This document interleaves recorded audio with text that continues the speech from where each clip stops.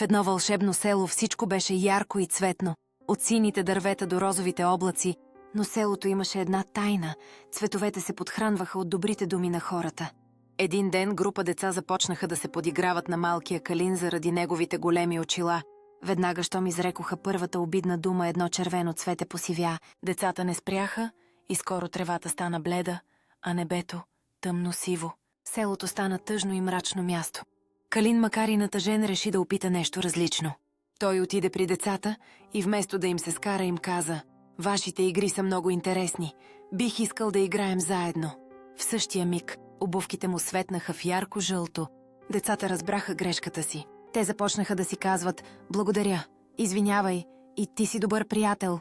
С всяка мила дума цветовете се завръщаха, поярки от преди.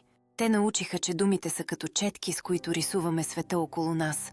От тогава в селото цареше доброта, а цветовете никога повече не избледняха.